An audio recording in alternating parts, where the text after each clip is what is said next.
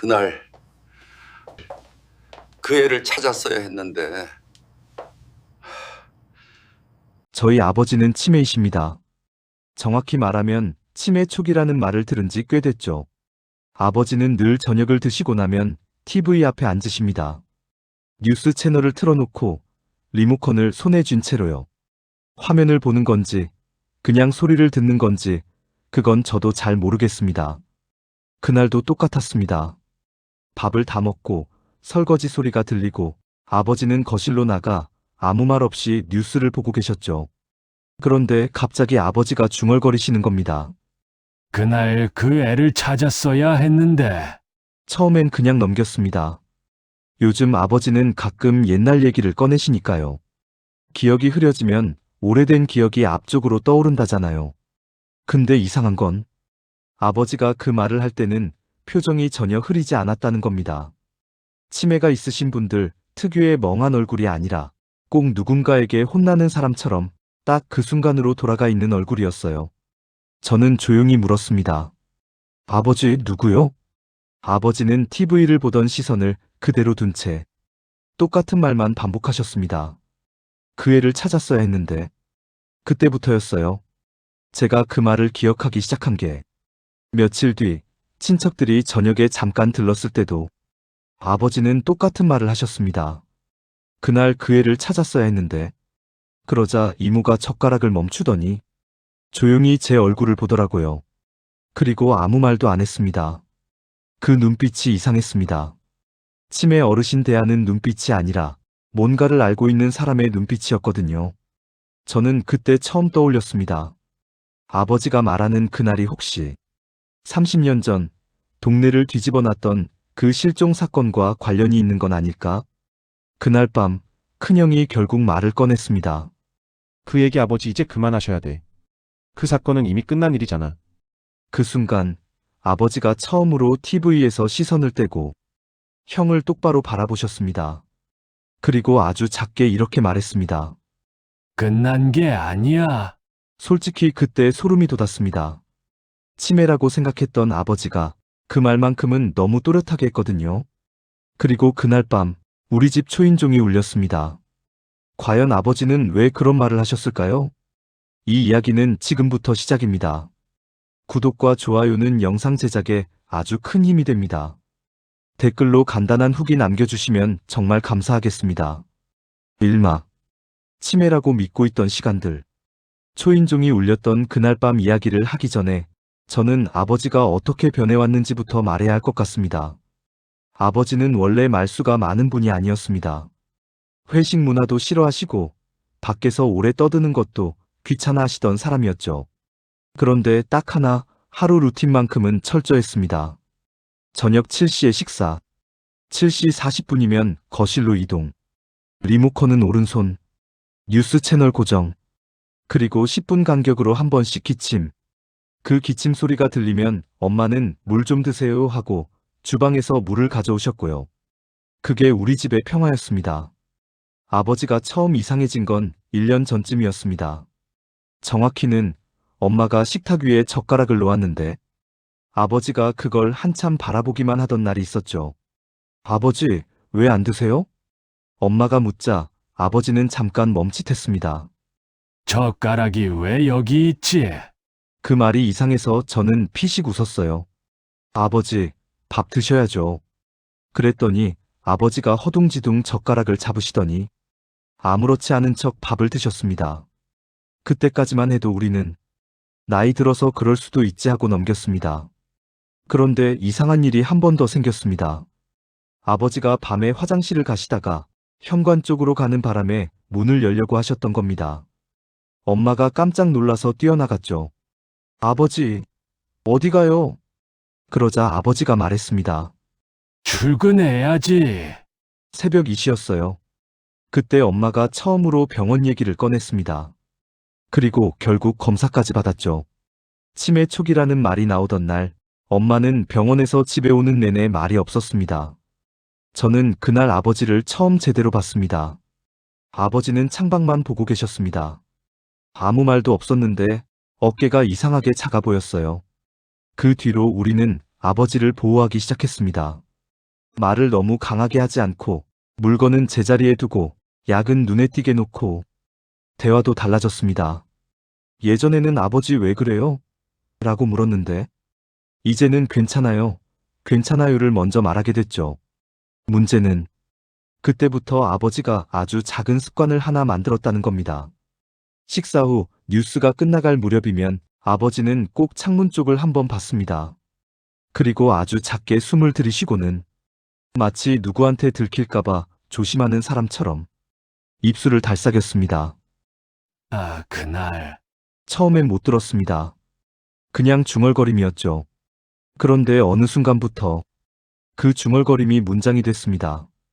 그날 그 애를 찾았어야 했는데 그 한마디가 어쩌다 한 번 나오는 게 아니라 하루에도 여러 번 반복되기 시작했습니다. 저는 그 말이 아버지의 치매 증상이라고 믿었습니다. 치매라는 단어가 모든 걸 설명해 주는 것 같았거든요. 하지만 지금 생각해보면 그때부터 뭔가가 이상했습니다. 치매라면 보통 기억이 뒤죽박죽이 되고 말이 흐려져야 합니다. 그런데 아버지는 그 말만큼은 항상 똑같은 속도, 똑같은 발음으로 말했습니다. 심지어 어쩔 땐 감정까지도 똑같았습니다. 그 말이 나올 때면 아버지는 뉴스 화면이 아니라 어딘가 아주 먼 곳을 보고 있었습니다. 그리고 그 눈빛이 너무 또렷해서 오히려 제가 먼저 시선을 피하게 됐죠.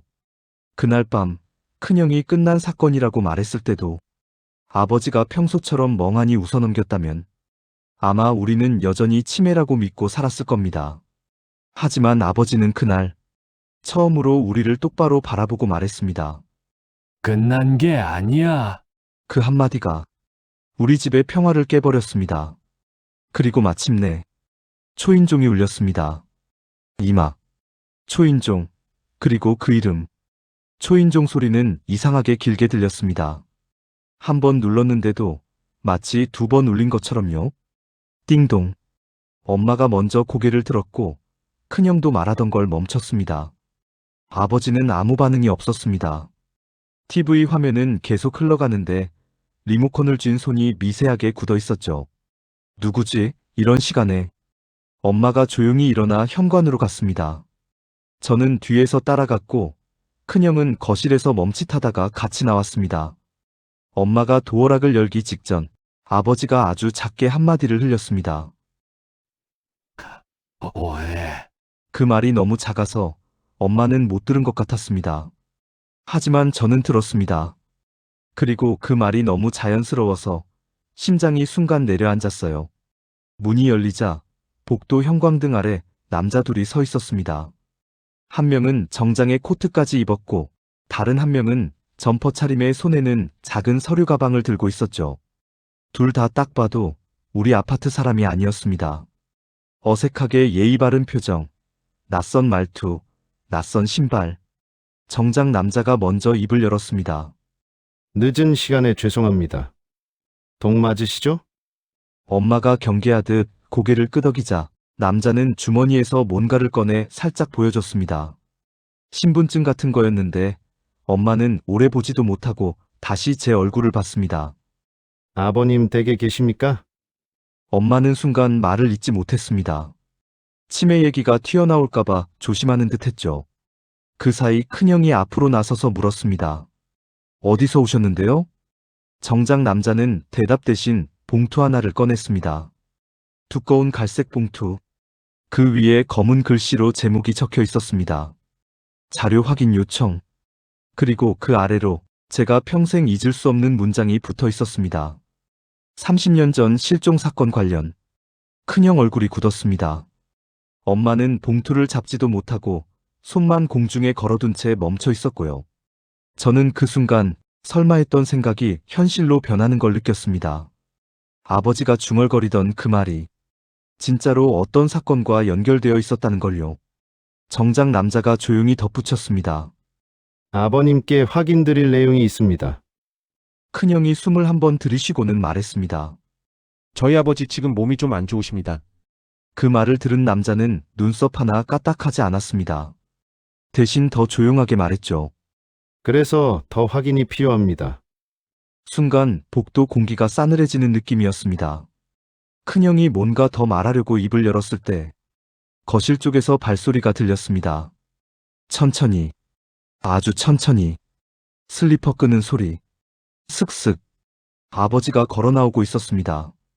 평소 같으면 엄마가 아버지 나오지 마세요 하고 먼저 막았을 텐데 그날은 아무도 못 움직였습니다. 아버지는 현관 앞에 멈춰 섰고 정작 남자와 눈이 마주쳤습니다. 그 순간이 이상했습니다. 아버지 눈빛이 멍하지 않았습니다. 오히려 너무 또렷했어요. 마치 방금 잠에서 깬 사람이 아니라 오래 기다리던 사람을 마주한 얼굴. 정작 남자가 조심스럽게 말을 꺼냈습니다. 아버님, 혹시 이 이름 아십니까? 그리고 종이에 적힌 한 이름을 읽었습니다. 그 이름을 듣는 순간 아버지 얼굴에서 피가 빠져나가는 게 보였습니다. 정말로요. 눈밑이 확 꺼지고 입술이 하얘졌습니다. 아버지는 입을 열었다 닫았다를 몇 번 반복했습니다. 그리고 아주 낮은 목소리로 딱 한마디만 했습니다. 그 애구나. 큰형이 저를 봤고 엄마는 그 자리에서 손으로 입을 막았습니다. 저는 그저 머리가 하얘졌습니다. 정작 남자는 조용히 이어 말했습니다. 저희는 그날에 대해 다시 확인하고 있습니다. 그때 아버지가 고개를 돌려 저희를 봤습니다. 평소에 아버지처럼 웃지도 않았고 멍하지도 않았습니다. 오히려 미안한 얼굴이었어요. 그리고 갑자기 아버지가 방 안으로 들어가 버렸습니다. 저희는 당황해서 아버지 하고 불렀지만 아버지는 돌아보지 않았습니다. 한참 뒤 아버지가 손에 뭔가를 들고 다시 나왔습니다. 낡은 수첩 한 권. 모서리는 닳아 있었고 표지는 손때가 까맣게 베어 있었습니다. 수첩을 내미는 아버지 손이 떨리고 있었죠. 아버지는 정작 남자에게 수첩을 건네며 말했습니다. 이거 여기 다 적어놨다. 그 말을 듣는 순간 엄마가 뒤로 한 발 물러섰습니다. 큰형도 숨을 못 쉬는 것처럼 굳었고요. 정작 남자가 수첩을 조심스럽게 펼쳤습니다. 첫 장을 넘기고 둘째 장을 넘기고 그리고 세 번째 장을 넘기는 순간 남자의 표정이 굳었습니다. 정말로 얼굴이 하얘졌습니다. 마치 믿을 수 없는 걸 본 사람처럼. 그는 아무 말도 하지 못했고 옆에 있던 점퍼 남자가 그 수첩을 빼앗듯이 들여다봤습니다. 그리고 그 점퍼 남자마저 목구멍에서 숨이 걸리는 소리를 냈습니다. 이게 아직 남아 있었네요. 그때였습니다. 엄마가 처음으로 소리를 내지도 못하고 무너져 주저앉았습니다. 큰형은 아버지를 보며 입술을 떨었고 저는 손바닥에 땀이 차서 문틀을 붙잡았습니다. 치매인 줄 알았던 아버지. 그 아버지가 30년 전 실종 사건을 기억하는 정도가 아니라 기록해두고 있었던 겁니다. 그 수첩 안에 대체 뭐가 적혀 있길래 이 사람들 표정이 이렇게 변한 걸까요? 그리고 왜 아버지는 지금까지 그걸 숨기고 있었던 걸까요? 산막. 수첩 속 기억이 아닌 기록. 정작 남자는 수첩을 펼친 채로 한동안 아무 말도 하지 못했습니다. 그냥 페이지 위에 시선을 박아놓고 숨만 천천히 내쉬었죠. 그 침묵이 이상했습니다. 단순히 오래된 사건 기록을 봐서 놀란 게 아니라 지금 처음 보는 진실을 마주한 사람처럼 굳어 있었거든요. 큰형이 먼저 입을 열었습니다. 저기 대체 뭐가 적혀 있길래 그러세요? 정작 남자는 그제서야 고개를 들었습니다. 그리고 아주 조심스럽게 마치 이 집에 있는 사람들 모두의 인생이 바뀔 수 있다는 걸 아는 얼굴로 말했습니다. 아버님, 이 수첩은 혹시 직접 쓰신 겁니까? 아버지는 고개를 끄덕였습니다. 그 순간 저는 더 혼란스러워졌습니다. 치매 초기 진단을 받은 아버지가 그것도 이런 낡은 수첩을 숨겨두고 게다가 여기 다 적어놨다고 말할 정도로. 정작 남자는 수첩을 다시 내려다보며 한 페이지를 천천히 넘겼습니다. 그리고 손가락으로 한 줄을 짚었습니다. 여기 날짜가 적혀 있어요. 저는 순간 숨이 멎을 뻔했습니다. 1996년 10월 17일. 30년 전 실종 사건이 있었던 날. 그날과 같은 날짜였습니다. 그 아래에는 시간이 적혀 있었고 그 아래에는 장소가 적혀 있었습니다. 그날 밤 11시 40분. 저는 눈을 깜빡였습니다. 이건 치매 증상으로 떠오른 흐릿한 기억이 아니었습니다. 너무 정확했습니다. 너무 정리돼 있었습니다. 정작 남자는 또 다른 페이지로 넘어갔습니다. 빨간 우비, 하얀 운동화, 오른쪽 발목에 상처, 그리고 마지막 줄, 차량 번호 83. 그 순간 큰형이 입술을 깨물었습니다. 엄마는 아버지를 보며 입을 떨었고요. 아버지는 아무 말이 없었습니다. 그저 수첩을 쥔 손이 미세하게 떨리고 있었죠. 정작 남자가 점퍼 남자와 눈빛을 주고받았습니다. 점퍼 남자가 수첩을 가까이 들여다보며 낮게 중얼거렸습니다. 번호판 일부 맞네요.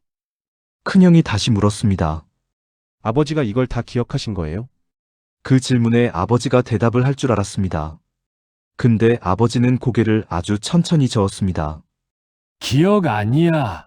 아버지가 말했습니다. 그 목소리는 늙고 약했는데 그 문장만큼은 이상하게 단단했습니다. 그날 잊을까봐 적었어. 저는 그 말이 더 무서웠습니다. 잊을까봐 적었다. 그 말은 결국 아버지가 그날 이후로 잊어야만 했던 무언가를 붙잡고 있었다는 뜻이니까요. 정작 남자가 수첩 뒷부분을 펼쳤습니다. 앞부분이 사건 당일의 기록이라면 뒷부분은 그 다음부터의 기록 같았습니다. 1018 새벽 312. 창고 쪽 불빛. 트럭 소리. 누군가 뛰어감. 그리고 다음 페이지. 그 사람은 거짓말했다. 경찰은 믿지 마라. 비가 말바꿈. 돈 냄새. 저는 등골이 서늘해졌습니다. 경찰은 믿지 마라. 돈 냄새. 이건 단순 목격 기록이 아니었습니다. 아버지는 그때 단순히 사건을 본 사람이 아니라 그 이후의 흐름까지 따라간 사람 같았습니다. 정작 남자가 물었습니다. 여기 적힌 비 혹시 누군지 기억하십니까? 아버지는 눈을 감았다 뜨더니 천천히 고개를 들었습니다. 그런데 대답 대신 아버지가 갑자기 다른 말을 했습니다. 오늘 며칠이지? 그 질문이 너무 뜬금없어서 엄마가 반사적으로 대답했습니다. 오늘 10월 17일이요. 그 순간 정작 남자가 아버지를 똑바로 쳐다봤습니다. 점퍼 남자도 눈이 커졌고요. 아버지가 아주 작게 숨을 내쉬며 말했습니다. 오늘이구나. 저는 그제서야 깨달았습니다. 아버지가 그 말을 반복하신 것도, 그날 비가 왔다고 중얼거리신 것도, 그 실종 사건 얘기를 꺼내신 것도 전부 우연이 아니라 날짜가 다가와서였던 겁니다. 그리고 그날 밤 아버지가 사라졌습니다. 정작 남자 둘은 내일 다시 오겠다며 조용히 나갔고 집안은 이상할 정도로 조용해졌습니다. 엄마는 잠을 못 잤고 큰형은 아버지 방문 앞에 한참 서 있었습니다. 저도 눈을 감아도 수첩 글씨가 계속 떠올랐죠. 새벽 4시쯤이었을까요? 거실에서 작은 소리가 들렸습니다. 슥슥. 슬리퍼 끄는 소리. 저는 눈을 번쩍 뜨고 방문을 열었습니다. 거실 불은 꺼져 있었고 현관 쪽에 희미한 그림자가 움직이고 있었습니다. 아버지였습니다. 아버지는 겉옷을 걸치고 신발끈도 제대로 묶지 않은 채 문을 열려고 하고 있었습니다. 저는 조용히 다가가 속삭였습니다. 아버지 어디 가세요? 아버지는 뒤돌아보지 않았습니다. 대신 아주 낮게 말했습니다. 그 애 오늘도 기다릴 거야. 그 한마디에 저는 숨이 턱 막혔습니다. 오늘도 기다린다? 30년 전 실종된 아이가? 아니면 누군가가? 저는 순간 머리가 복잡해졌습니다. 그리고 그 복잡한 생각은 아버지가 문을 열고 밖으로 나가자 완전히 공포로 변했습니다. 아버지의 발걸음은 멈추지 않았고 새벽의 골목은 너무 조용했습니다. 저는 결국 아버지를 따라 나섰습니다. 그리고 그날 새벽 아버지가 향한 곳은 우리 동네 사람이라면 누구나 아는 그 오래된 장소였습니다. 30년 전 그 아이가 마지막으로 목격됐던 곳. 오마. 창고 안에서 들린 이름. 창고 안은 생각보다 따뜻했습니다. 밖은 새벽 공기 때문에 뺨이 얼얼했는데 문을 닫는 순간 공기가 달라졌어요. 기름 냄새, 쇠 냄새, 오래된 종이 냄새가 섞인 공간. 작업등 하나가 천장에 매달려 있었고 빛은 노랗게 바닥을 비췄습니다. 구석엔 부품 상자들이 쌓여 있었고 벽에는 낡은 공구들이 걸려 있었죠. 중년 남자는 저희를 안쪽으로 안내한 뒤 문을 잠갔습니다. 문 잠기는 소리. 찰칵. 그게 이상하게 크게 들렸습니다. 죄송합니다. 남자가 먼저 말했습니다. 요즘 괜히 소문나면 안 돼서요. 아버지는 아무 말 없이 벽을 한번 훑어봤습니다. 그 모습이 이상했습니다. 처음 온 사람처럼 둘러보는 게 아니라 예전에 여기 와본 사람처럼 정확히 보는 느낌이었거든요. 남자가 아버지를 향해 낮게 말했습니다. 아저씨, 그 수첩 아직 가지고 계세요? 그 말에 아버지가 표정을 굳혔습니다. 그러고는 아주 천천히 고개를 끄덕였습니다. 저는 숨이 막혔습니다. 수첩 얘기는 우리 가족만 알고 있었는데 이 남자는 이미 알고 있었습니다. 큰형이 먼저 물었습니다. 아저씨, 아버지를 어떻게 아세요? 남자는 한참 망설이다가 제 얼굴, 엄마 얼굴, 큰형 얼굴을 차례로 보더니 한숨을 길게 내쉬었습니다. 저는 그날 이후로 이 동네를 떠났던 사람입니다. 그 한마디에 창고 안 공기가 더 무거워졌습니다. 남자는 의자 하나를 끌어와 앉았고 아버지는 서 있는 채로 벽을 등졌습니다. 엄마는 손을 모은 채로 바닥만 봤고요. 남자가 조용히 말을 꺼냈습니다. 30년 전 그날 다들 유괴라고만 생각했죠. 근데 그날은 좀 달랐어요. 큰형이 흥분한 듯 목소리를 높였습니다. 다르다니요? 그럼 뭐였는데요? 남자는 바로 답하지 않았습니다. 대신 공구함 위에 놓인 물병을 하나 집어들고 뚜껑을 열었다 닫았다만 반복했죠. 그러다 아주 조심스럽게 말했습니다. 그날 아이가 사라진 게 아니라 아이를 누가 데리고 간 거예요. 숨기려고. 숨기려고요? 제가 무심코 되물었을 때 남자는 고개를 끄덕였습니다. 아이를 찾으면 그날 있었던 일이 같이 드러나니까. 저는 머리가 하얘졌습니다. 그날 있었던 일? 아버지는 그때 처음으로 입을 열었습니다. 그만. 짧은 한마디였지만 창고 안이 조용해졌습니다. 남자는 아버지를 보며 입술을 깨물더니 한참 망설이다가 말을 바꿨습니다. 죄송합니다, 아저씨. 근데 이제 다시 시작된 거잖아요. 누가? 아버지가 묻자 남자가 고개를 떨궜습니다. 그 사람들요. 그 사람들. 말은 단순한데 그 단어 하나에 모든 게 들어있었습니다. 그게 더 무서웠어요. 남자는 주머니에서 낡은 사진 한 장을 꺼냈습니다. 가장자리 테이프가 누렇게 변색된 사진. 남자는 사진을 바닥에 내려놓았습니다. 사진 속에는 낡은 버스 정류장이 찍혀 있었고 한쪽에는 아이로 보이는 작은 뒷모습이 있었습니다. 그리고 그 옆, 분명히 빨간 우비가 찍혀 있었습니다. 저는 숨을 들이쉬었습니다. 수첩에 적혀 있던 단어, 빨간 우비. 큰형이 사진을 집어들었습니다. 이거 어디서 난 거예요? 남자는 대답 대신 손으로 바닥을 가리켰습니다. 그날 아저씨가 직접 찍으셨어요. 그 말을 듣는 순간 엄마가 입을 틀어막았습니다. 아버지가요? 엄마 목소리가 떨렸습니다. 남자는 고개를 끄덕였습니다. 아저씨가 그날 아이를 찾으러 뛰었거든요. 근데 경찰이 아니라 아저씨 혼자. 그 말이 이상했습니다. 왜 혼자? 저는 그 답을 묻기도 전에 남자가 한마디를 더 붙였습니다. 경찰이 움직이지 않았어요. 아버지가 고개를 들었습니다. 빛이 아버지 얼굴을 비추자 눈 아래 주름이 더 깊게 보였습니다. 움직이지 않은 게 아니라 아버지가 낮게 말했습니다. 막았지. 그 한마디에 저는 심장이 내려앉았습니다. 막았다. 누가? 왜? 남자는 서둘러 말했습니다. 맞아요. 아저씨가 그랬잖아요. 그날 경찰서 갔다가 쫓겨났다고. 큰형이 더 이상 못 참고 물었습니다. 대체 왜요? 유괴면 당연히 잡아야 하는 거잖아요. 남자가 고개를 저었습니다. 그날은 단순 유괴가 아니었어요. 그리고 남자는 그 말 다음으로 조용히 이런 말을 꺼냈습니다. 그날 그 아이가 본 게 있었어요. 창고 안이 얼어붙었습니다. 남자는 말을 이어갔습니다. 그래서 아이를 찾는 게 아니라 아이의 입을 막는 게 목적이었어요. 엄마가 떨리는 목소리로 묻었습니다. 그럼 우리 아버지는 남자가 아버지를 보며 말했습니다. 아저씨는 아이를 살리려 했어요. 그 문장이 창고 안에 떨어지는 순간 저는 처음으로 아버지를 제대로 봤습니다. 아버지는 범인의 얼굴이 아니었습니다. 죄를 숨기는 얼굴도 아니었고요. 그냥 오래전부터 너무 오래 혼자 견뎌온 사람의 얼굴이었습니다. 아버지가 입을 열었습니다. 그래서 못 찾았다. 내가 늦었다. 그때 남자가 고개를 돌려 창고 구석에 있는 철제 캐비닛을 열었습니다. 그 안에서 나온 건 낡은 봉투 하나였습니다. 남자가 봉투를 꺼내며 말했습니다. 아저씨가 마지막으로 남긴 거. 이거 아직 있어요. 봉투 앞면엔 펜으로 이렇게 쓰여 있었습니다. 1996년 10월 17일 마지막 기록. 저는 그 글자를 보는 순간 몸이 굳었습니다. 마지막 기록. 그날 밤 아버지는 어디까지 갔던 걸까요?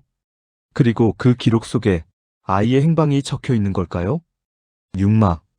마지막 기록 봉투. 남자가 봉투를 내밀었을 때 아버지는 그걸 받지 않았습니다. 받지 못한 거였습니다. 아버지의 손이 눈에 띄게 떨리고 있었거든요. 수첩을 꺼낼 때도 떨렸지만 이번 떨림은 달랐습니다. 두려움이 섞인 떨림. 마치 저 봉투 안에 있는 건 그저 기억이 아니라 다시 꺼내면 안 되는 어떤 것이라는 듯이요. 큰형이 대신 봉투를 받으려 손을 뻗었지만 아버지가 딱 잘라 말했습니다. 안 돼. 단 한마디였는데 그 말이 너무 단단해서 큰형 손이 공중에서 멈췄습니다. 정작 남자가 조용히 말을 붙였습니다. 아버님, 저희가 다시 시작할 수 있는 건 그 기록이 남아있기 때문입니다. 그 말에 저는 고개를 들었습니다. 정작 남자 그날 밤 우리 집에 찾아왔던 그 사람과 같은 사람인 걸 이제야 확실히 알아봤습니다. 그럼 당신들은? 제가 물으려 하자 정작 남자가 짧게 고개를 끄덕였습니다. 제 수사팀입니다. 30년 전 사건 다시 열렸습니다. 그 순간 엄마가 작게 숨을 들이쉬었습니다. 그리고 마치 오래전부터 알고 있었던 듯 입술만 움직이며 말했습니다. 그래서 다시 온 거구나. 정작 남자는 아버지를 바라보며 말을 이었습니다. 그때 남겨두신 기록이 없었으면 저희는 시작도 못했습니다. 아버지는 아무 말 없이 고개를 떨궜습니다. 그리고 아주 천천히 마치 자신에게 벌을 주듯 봉투를 받아들었습니다. 아버지 손이 봉투를 쥐는 순간 종이 특유의 바스락 소리가 났는데 그 소리가 이상하게 크게 들렸습니다. 창고 안이 숨을 멈춘 것처럼 조용해졌습니다. 아버지는 봉투를 뜯지 못했습니다. 뜯으려다 멈추고 또 뜯으려다 멈추고 그러다가 결국 저를 바라봤습니다. 저는 그 눈빛을 잊지 못할 겁니다. 부탁이 아니라 내가 여기서 멈출 수도 있다는 두려움이었습니다. 저는 조용히 손을 뻗었습니다. 아버지, 제가 열어도 돼요? 아버지는 한참을 보고 있다가 아주 작게 고개를 끄덕였습니다. 저는 조심스럽게 봉투를 열었습니다. 그리고 안에서 나온 건 얇은 종이 몇 장이 아니라 낡은 녹색 메모지 묶음이었습니다. 연필로 쓴 글씨, 군데군데 번진 흔적, 빗물에 젖었다 말랐던 종이.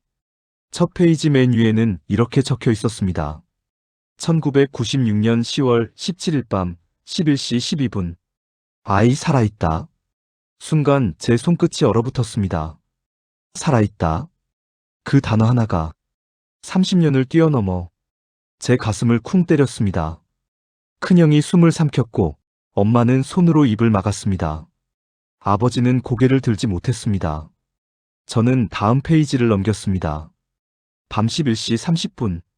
정류장 뒤 창고로 이동. 빨간 우비 하얀 운동화. 오른쪽 발목 상처 확인. 여기까지는 수첩과 비슷했습니다. 그런데 그 다음 문장이 완전히 달랐습니다. 누가 아이를 안고 있었다. 차에 태우려 했다. 저는 가슴이 쿵 내려앉았습니다. 정작 남자가 낮게 말했습니다. 여기부터가 처음 보는 기록입니다. 그 말은 즉, 이 기록은 경찰도 가족도 그동안 아무도 제대로 못 봤다는 뜻이었습니다. 다음 장을 넘기자 처음으로 누군가의 이니셜이 나왔습니다. B. 그리고 그 아래 B가 말했다. 아저씨 모르는 척해요. 살려면. 그 순간 창고에 있던 중년 남자가 숨을 거칠게 내쉬었습니다. 맞아요, 그 말. 아저씨가 나한테도 했었어요. 큰형이 그 남자를 쏘아보듯 물었습니다. 당신이 그 비예요?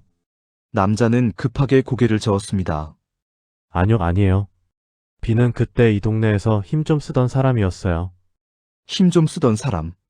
그 말은 곧 그 사건이 단순 범죄가 아니라 동네 권력, 돈, 입막음과 얽혀 있었다는 뜻입니다. 저는 다음 페이지를 넘겼습니다. 밤열 2시 5분. 차량 번호 일부 확인 83. 검은 승합차. 그 아래에는 아버지의 글씨가 흔들려 있었습니다. 쫓아감. 그리고 한 줄 더. 경찰 불가. 정작 남자가 그 문장을 보고 짧게 혀를 찼습니다. 왜 경찰 불가라고? 그때 아버지가 처음으로 입을 열었습니다. 전화했어. 근데 끊더라. 아버지 목소리가 너무 낮아서 저는 귀를 기울여야 했습니다. 내가 경찰서 갔는데 그 사람 이름을 말하니까 나를 밖으로 끌어냈어. 정작 남자가 물었습니다. 그 사람 누구 말씀이십니까? 아버지는 잠깐 입술을 깨물더니 미세하게 고개를 저었습니다. 지금은 말하면 안 된다. 그 말이 더 무서웠습니다. 30년 전 일인데도 아버지는 아직도 말하면 안 된다고 생각하고 있었습니다. 그건 곧 그때 그 사람들은 아버지에게 확실히 공포를 심어줬다는 뜻이니까요. 저는 손에 힘이 들어가 다음 페이지를 3개 넘겼습니다. 그리고 거기서 사건의 방향을 완전히 바꾸는 문장이 나왔습니다. 밤열 2시 41분. 아이 울지 않았다. 겁먹은 게 아니라 안도했다. 저는 그 문장을 읽고 머리가 하얘졌습니다. 유괴라면 아이는 울어야 정상입니다. 하지만 기록은 말하고 있었습니다. 아이는 울지 않았다. 그리고 안도했다. 즉, 아이가 차에 타는 걸 완전히 모르는 사람에게 끌려가는 게 아니라 어떤 익숙한 누군가를 보고 있었다는 뜻. 정작 남자도 그 문장에서 멈췄습니다. 이게 무슨 의미죠? 저는 페이지 아래를 더 봤습니다. 그리고 마지막 줄에서 심장이 내려앉았습니다. 아이 말했다. 아저씨, 저 괜찮아요. 아버지는 그 말을 듣고 울음도 아닌 숨도 아닌 이상한 소리를 냈습니다. 그래. 그 애는 그랬어.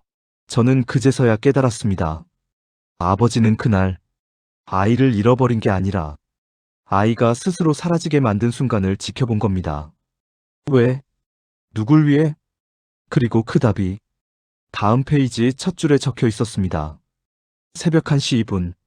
살리려면 보내야 했다. 그 문장을 보는 순간 저는 손에서 메모지를 놓칠 뻔했습니다. 아버지는 아이를 살리기 위해 아이를 보낸 거였다? 그럼 대체 그날 밤 아버지는 누구와 싸우고 있었던 걸까요? 7막. 살리려면 보내야 했다. 메모지 마지막 줄을 읽고도 저는 한참 동안 말을 못했습니다. 새벽 1시 2분. 살리려면 보내야 했다. 그 문장은 너무 잔인했거든요. 아이를 살리려면 보내야 한다. 그게 무슨 말입니까? 큰형이 먼저 입을 열었습니다. 아버지 도대체 그게 무슨 뜻이에요? 보냈다고요? 누구한테요? 아버지는 한동안 고개를 들지 못했습니다. 입술만 몇 번 달싹거렸고 손은 무릎 위에서 작게 떨렸습니다. 정작 남자가 조용히 말했습니다. 아버님, 이 기록에 검은 승합차가 나옵니다. 그 차가 아이를 데려갔다는 뜻입니까? 아버지는 대답 대신 제 손에 들린 메모지를 바라봤습니다. 그리고 아주 낮게 말했습니다. 그 차 내가 세웠다. 순간 창고 안 공기가 멈췄습니다. 제가 되물었습니다. 아버지가요? 아버지는 고개를 끄덕였습니다. 그 애는 뛰지도 못했어. 발목이 다쳤거든. 아버지가 말했다는 오른쪽 발목 상처가 그제서야 제대로 의미가 생겼습니다. 큰형이 숨을 거칠게 내쉬었습니다. 그럼 아버지가 데리고 병원에 가셨어야죠. 왜 보내요? 아버지는 고개를 저었습니다. 병원 가면 끝이야. 끝이라니요? 아버지가 말했습니다. 그 애가 본 게 있었어. 그 사람들 그걸 숨기려고 했어. 정작 남자가 말했습니다. 그 사람들 누구입니까? 아버지는 잠깐 입술을 깨물더니 조용히 고개를 저었습니다. 지금도 말하면 안 돼. 그 말이 무섭게 들렸습니다. 30년이 지났는데도 아버지는 아직도 말하면 안 된다고 했습니다. 그건 그때 그 사람들이 단순한 동네 양아치가 아니라는 뜻이었습니다. 지금도 손이 닿는 곳에 있는 사람들. 그때 중년 남자가 입을 열었습니다. 아저씨 그때 진짜 무서웠잖아요. 사람들이 뒤를 밟았잖아요. 엄마가 그 말을 듣고 고개를 들었습니다. 뒤를 밟았다고요? 남자는 한숨을 쉬며 고개를 끄덕였습니다. 사건 터지고 며칠 뒤부터요. 아저씨 집 앞에도 차가 서 있고 밤마다 누가 골목을 서성이고. 저는 그 말을 듣는 순간 아버지가 왜 기록을 숨겼는지 이해했습니다. 아버지는 그날의 진실을 잊은 게 아니라, 기억을 지운 게 아니라 그저 입을 닫고 살아야 했던 사람이었던 겁니다. 큰형이 떨리는 목소리로 물었습니다. 그럼 아이를 데려간 사람은 누구예요? 설마 그쪽도 한패였어요? 아버지가 고개를 들었습니다. 그리고 처음으로 아버지 눈에 눈물이 고였습니다. 한패 아니야. 그럼요? 아버지가 말했습니다. 그 사람은 그 애를 살리려던 사람이야. 저는 그 말이 믿기지 않았습니다. 유괴 사건이라고만 알고 있었는데 아이를 데려간 사람도 살리려던 사람이라니.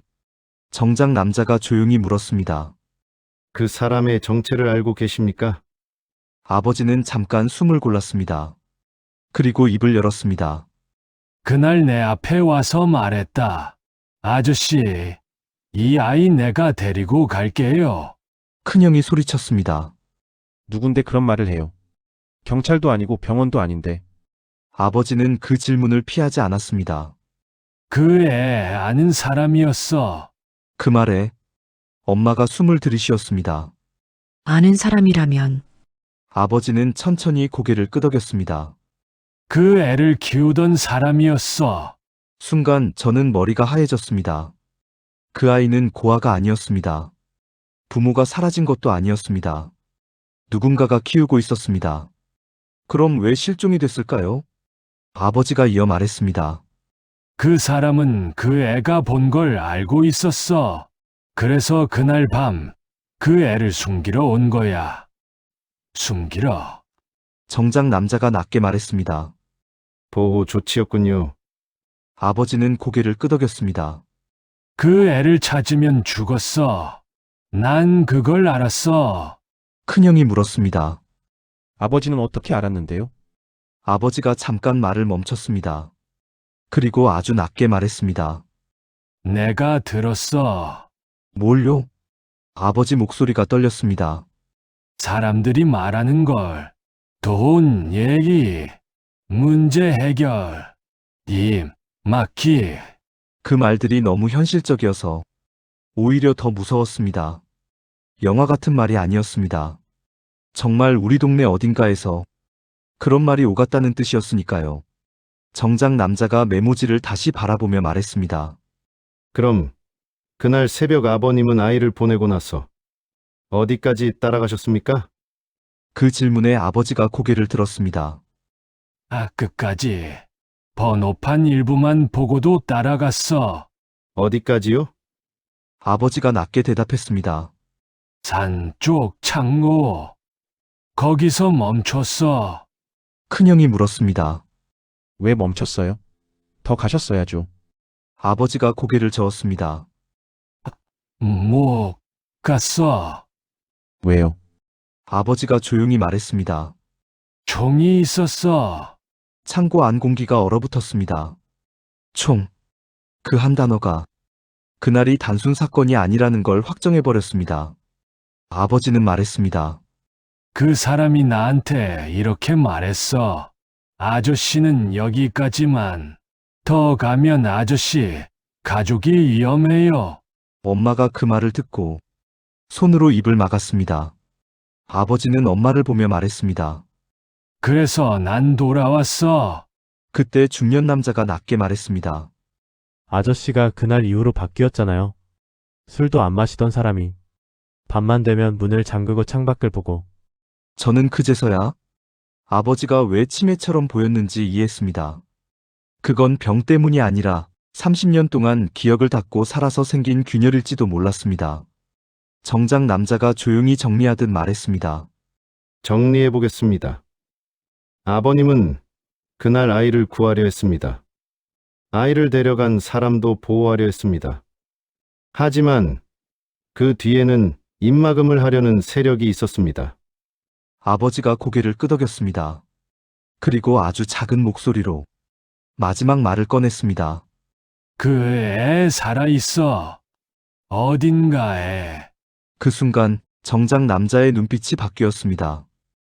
아버님, 혹시 그 아이가 어디에 있는지 알고 계십니까? 아버지는 잠깐 망설였습니다. 그리고 수첩 속 글씨처럼 천천히 말했습니다. 이름 바뀌었을 거야. 근데 그 애는 왼손잡이야. 저는 숨을 삼켰습니다. 왼손잡이. 그것이 단서가 될 수 있다는 걸. 정작 남자는 이미 알고 있는 얼굴이었습니다. 정작 남자가 자리에서 일어나며 말했습니다. 이제 찾을 수 있습니다. 30년 만이지만 이번엔 끝까지 갑니다. 그리고 그 순간 아버지가 처음으로 고개를 들고 말했습니다. 부탁이다. 이번엔 놓치지 마. 팔마. 30년 만에 끝난 밤. 정작 남자는 창고 밖으로 나가자마자 전화를 걸었습니다. 그리고 통화를 길게 하지 않았습니다. 딱 필요한 말만 했죠. 예. 단서 확보했습니다. 왼손잡이입니다. 1996년 10월 17일 사건. 예. 오늘 바로 움직이겠습니다. 전화를 끊은 뒤 그는 저희를 돌아보며 말했습니다. 아버님 기록은 단순한 회상이 아닙니다. 이건 증거입니다. 아버지는 아무 말 없이 고개만 끄덕였습니다. 하지만 저는 알 수 있었습니다. 아버지가 지금 무슨 마음인지. 지금 아버지는 기쁘지 않았습니다. 오히려 30년 전 그날처럼 겁이 난 사람 같았습니다. 그날 밤 아버지가 집으로 돌아온 뒤 엄마는 잠을 못 잤습니다. 거실에 앉아 물만 몇 번이나 마셨죠. 큰형도 담배를 꺼냈다가 다시 넣었습니다. 원래 담배를 안 피우는 형인데 손이 너무 떨리니까 그랬던 것 같아요. 그리고 아버지는 그냥 TV 앞에 앉았습니다. 뉴스 화면이 바뀌고 앵커 목소리가 지나가도 아버지는 리모컨을 누르지 않았습니다. 그냥 기다리는 사람이었습니다. 다음 날 오전 정작 남자에게서 연락이 왔습니다. 오늘 오후에 댁으로 다시 가겠습니다. 아버님도 함께 움직이셔야 합니다. 엄마가 전화를 받고 잠깐 멈췄습니다. 우리 아버지 지금 상태가 정작 남자는 단호하게 말했습니다. 알고 있습니다. 하지만 오늘이 제일 안전합니다. 시간이 지나면 누군가 눈치챌 수도 있습니다. 그 말에 엄마는 더 묻지 못했습니다. 그날 오후 정작 남자와 점퍼 남자 그리고 다른 사람 둘이 더 왔습니다. 차도 2대였습니다. 그들은 아버지를 모셔가듯 조심스럽게 안내했습니다. 수갑 같은 건 없었습니다. 그들이 아버지를 범인으로 보지 않는다는 게 느껴졌습니다. 차는 조용히 움직였습니다. 창밖으로 지나가는 골목을 보며 아버지는 중얼거렸습니다. 여기 내가 뛰었지. 여기서 넘어졌지. 저는 그 말이 마음 아팠습니다. 아버지는 치매로 길을 잊은 게 아니었습니다. 30년 동안 그날의 골목을 머릿속에서 하루에도 몇 번씩 달렸던 겁니다. 차는 동네 외곽으로 빠져나갔습니다. 산 쪽으로 올라가는 길, 그리고 아버지가 말했던 그 장소, 창고. 그 창고는 지금도 그대로 있었습니다. 다만 낡았고 주변은 철문으로 막혀 있었죠. 정작 남자가 말했습니다. 이 창고 소유주가 몇 번 바뀌어 있습니다. 그 사이 기록이 많이 지워졌지만 그래도 남아있는 게 있습니다. 점퍼 남자가 장갑을 끼고 철문을 열었습니다. 안으로 들어가자 먼지 냄새가 훅 올라왔습니다. 그들은 조용히 공간을 훑었습니다. 바닥, 벽, 천장, 구석구석. 그러다 점퍼 남자가 멈췄습니다. 여기. 벽 한쪽에 작은 흔적이 있었습니다. 아이 키 정도 높이, 희미한 낙서, 지워진 듯 남은 글씨. 정작 남자가 낮게 말했습니다.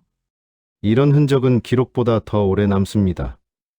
그는 휴대폰으로 사진을 찍고 바로 누군가에게 전송했습니다. 그리고 그날 밤 사건은 더 크게 움직이기 시작했습니다. 정작 남자가 말했습니다. 30년 전 당시 보호시설 기록을 전부 뒤지고 있습니다. 이동 기록, 입양 기록, 해외 출국 기록. 그 중에 왼손잡이 표시가 있는 아이를 우선으로 추려냅니다. 저는 그 과정이 너무 현실적이라 오히려 더 무서웠습니다.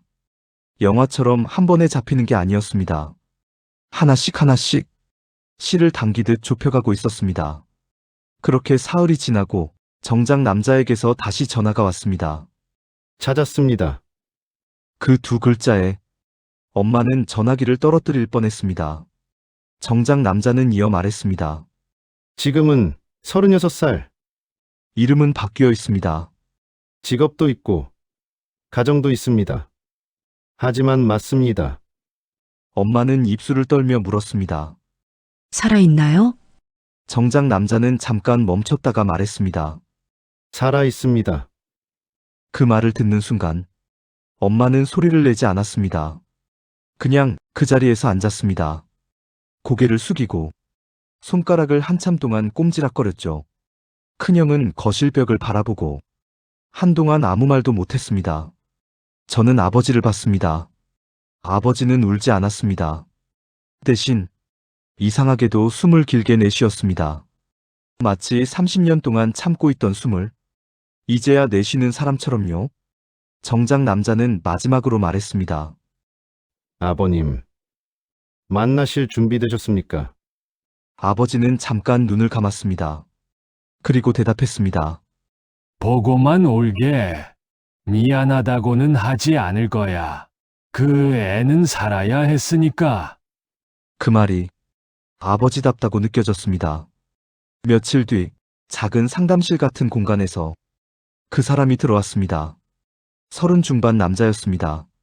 정장도 아니고 수수한 셔츠 차림, 평범한 얼굴, 하지만 눈빛이 또렷했습니다. 그 남자는 들어오자마자 아버지를 바라봤습니다. 그리고 아주 낮게 말했습니다. 아저씨, 그 한마디에 아버지 손이 미세하게 떨렸습니다. 남자는 말을 이었습니다. 그날 아저씨가 나한테 말했잖아요. 괜찮다고, 살아야 한다고. 저는 그 순간 확신했습니다. 맞습니다. 그 실종됐던 아이가 바로 이 사람이었습니다. 아버지는 남자의 얼굴을 오래 바라보다가 천천히 고개를 끄덕였습니다. 그리고 딱 한마디만 했습니다. 살아줘서 고맙다. 그 한마디가 아버지의 30년을 정리해주는 말 같았습니다. 남자는 울지 않았습니다.